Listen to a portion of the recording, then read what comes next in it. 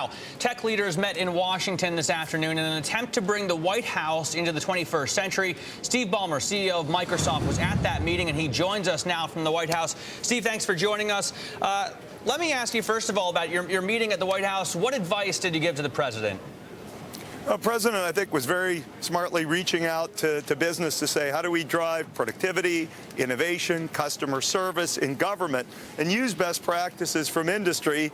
And 50, 100 CEOs, you got a lot of perspectives on that have been shared and I think very willingly accepted. Steve, what do you think is the biggest change that the government kind of needs to make on this front specifically? I think actually probably number one is to be able to crisply and clearly articulate the goals and the constraints. A little easier to do sometimes in the private sector. There's certainly parts of government that do this very well, and I know the president's reaching out and certainly trying to drive some improvement. Is there a lot of room for improvement? I would imagine that you could really do some serious overhauls of the federal government's IT systems. Yeah, I mean, there are many ways to experience that. The president was talking about improvements he'd like to see in the patent office, which is one we care about as one of the largest patent filers. But, you know, you can go look for Medicare benefits or Social Security on the web. There are a lot of improvements to drive, and I think a set of folks who want to drive them hard. Steve, you think the government, though, trying to tackle too much? We've got health care reform, financial regulatory reform, and an awful lot on the president's plate. Do you think adding this is just kind of too much here?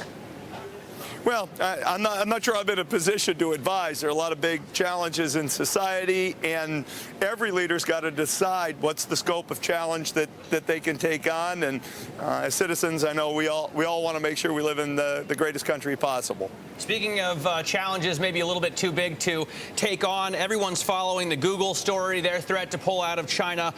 Is what happened to Google making Microsoft as well reevaluate its business with the country or in the country?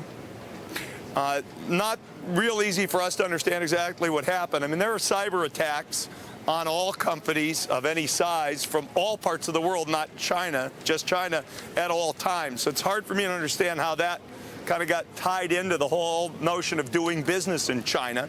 China's the second largest market in the world. It's a important exporter to the United States, and we think it's important that the U.S., for job creation here, do a good job of exporting back into China as well.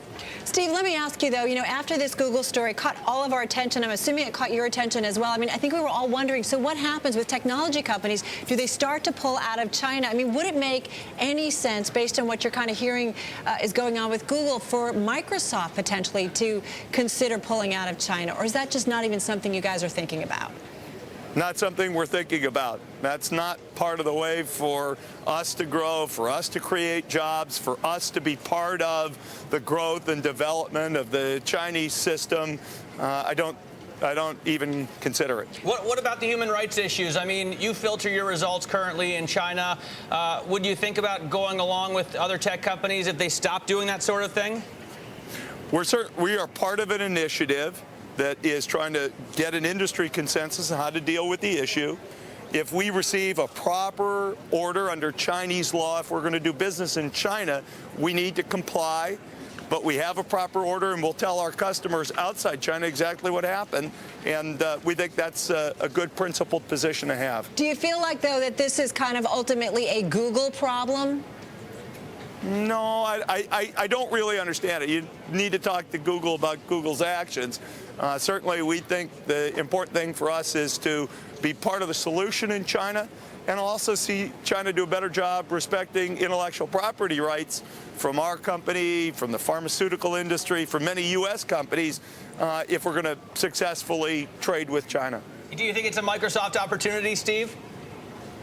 I won't register it as an opportunity. China's an opportunity, but it's an opportunity that's hard to take advantage of because of the very low regard for intellectual property rights in China. All right, we want to move on because, Steve, I know you hit a 10-year anniversary at Microsoft yesterday.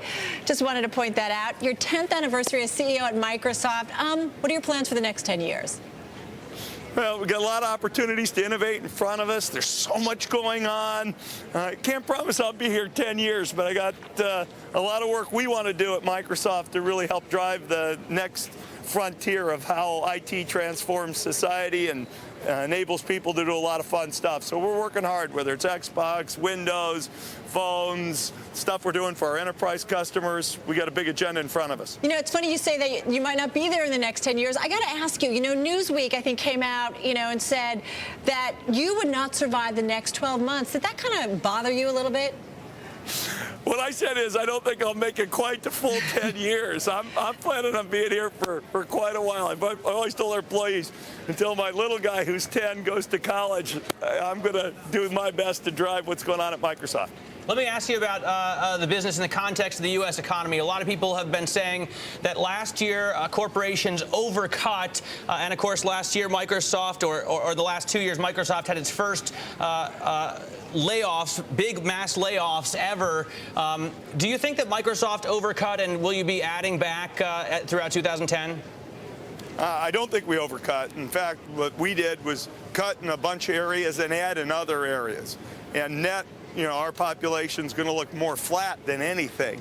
But we wanted to dial down investment someplace and dial up others. And I'm pleased with the way we remapped our operating expense structure. Steve, let me ask you about the environment, though, because, you guys, like so many other companies, were under such intense pressure to cut costs, including cutting jobs over the last year. Has that pressure backed off, in your view, because of a changing economic environment? Well, we didn't cut anything that I think was very material for our long-term health. Would we like to invest more? Do we have ideas that we could invest more, whether it's particularly on the innovation front? Absolutely, but we'll still spend $9.5 billion this year in R&D, which gives us a very, very bright future. All right, well, and I kind of want to get your idea about the future, because it's interesting. Matt and I have so many guests on, and they say buy technology stocks because companies aren't going to be hiring. What they're going to do is they're going to spend money on technology to increase their productivity. Are you seeing any signs of that specifically at Microsoft? We're still seeing a lot of weakness in IT spend, which is about 50% of capital investment in the U.S. Some glimmers of hope, but still pretty soft. All right, we're going to leave it there. Steve, thank you so much. We appreciate it. Steve Ballmer, CEO of Microsoft. Thank you.